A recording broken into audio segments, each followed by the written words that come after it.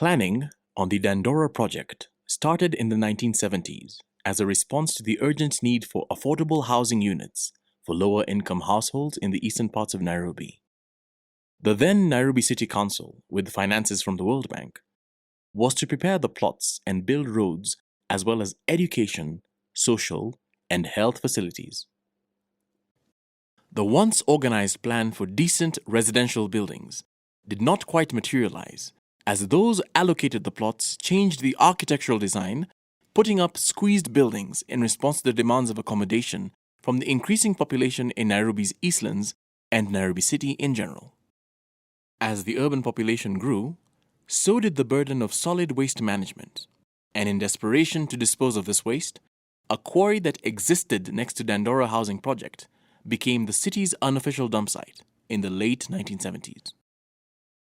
This residential area was managed by the Nairobi City Council, and as such, when the dump site came to be, the NCC took over its management and singularly collected over 90% of the waste in the city until the mid-1980s. However, due to significant slackening of services provided by the NCC, private companies and community-based organizations started providing waste collection services. 40 years later, the dump occupies about 30 hectares of over 1.3 million cubic meters of waste. The location, multiplicity of actors, and pollution is testimony to the challenge of waste management the County Council of Nairobi faces.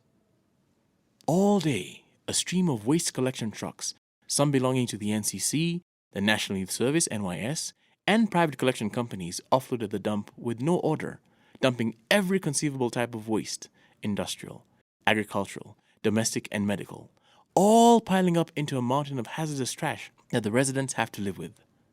At the same time, it has been estimated that about 100,000 men and women work and live at the dump site.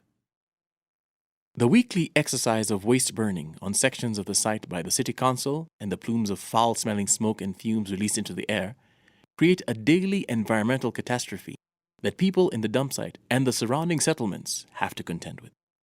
The inadequacy of the dumping site to accommodate the ever-increasing volume of waste generated has further led to the pollution of Nairobi River, which then feeds into three other rivers, Mathare, Ngong, and Nairobi. Nairobi River chokes from all manner of pollutants, including domestic, agricultural, industrial, solid, and chemical waste, making it a major health risk to Nairobi residents, especially the poor who rely on its waters for domestic and subsistence agricultural purposes. To date, the National Environmental Management Authority (NEMA) has declined to license the dump site for it does not meet the required standards and poses a health threat. Despite the environmental and health hazards that the dump site poses, it is a lifeline for many poor people and an opportunity for business barons and political operatives. The failure of the NCC and the government to organize the waste management system in Nairobi has provided an avenue for local groups and young unemployed men and women to enter the waste management and recycling arena, with over 60 big to small businesses present in that space. At the dump site, men, women, and animals derive sustenance from the mountain of fetid chaos. Wild birds, semi-wild domestic animals such as pigs, dogs, chickens, excavate the filth for any edibles. Hordes of people rummage through the mountain of rotting waste all day, hoping to turn up anything that could be of nutritional or commercial value. However, the lack of control over the dump empowers illegal parties to hijack the activities at the site. Groups of young men who hover around, especially at the entrances, looking for the slightest opportunity to make money, legally or otherwise, is evident. Further, for unschooled eyes, a vicious battle for control and domination rages on and around the dump site, which has seen the creation of well-demarcated areas controlled by different organized groups of waste pickers and criminal gangs. Some of these groups and gangs have erected makeshift structures around and within the dump site, which serve as both their dwellings and headquarters. These fiefdoms are referred to by the hordes of waste pickers and gangs as bases. The presence of these gangs is visible, regardless of a police station less than a kilometer away from the dump site. In fact, the police have minimal or no jurisdiction over these areas. These groups charge levies for every deposit of waste, which deters small companies from dumping at the site. The consequence of this is the disposal of waste all over the city, in open spaces or on illegal privately owned dump sites. So intense is the competition for the control of the lucrative trash business that killings and other forms of violence are said to be commonplace.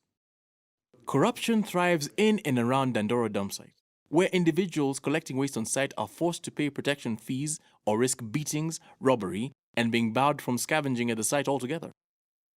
Some owners of private dumping trucks, both licensed and unlicensed, have been seen paying NCC officials and operative gang leaders on the side as they bypass the weighbridge on site.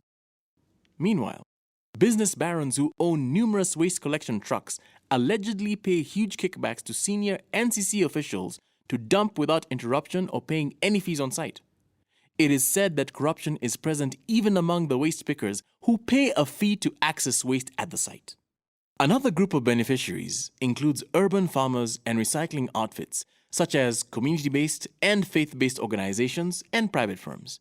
The urban farmers mainly buy organic waste as animal feeds and compost manure. Recycling organizations buy plastic, polythene, and paper.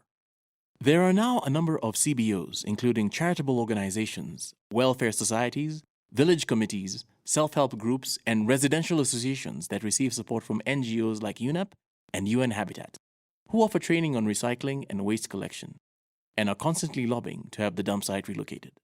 Evidently, the problem of waste management still remains a challenge for the county, which is unable to collect all the waste generated by the growing Nairobi population. This is compounded by the fact that Dandora dump site was filled beyond capacity in 2001, yet waste continues to be dumped. Efforts by different stakeholders to either relocate or upgrade the dump site into a fully functioning landfill have been thwarted by the existence of vested community, commercial, and political interests.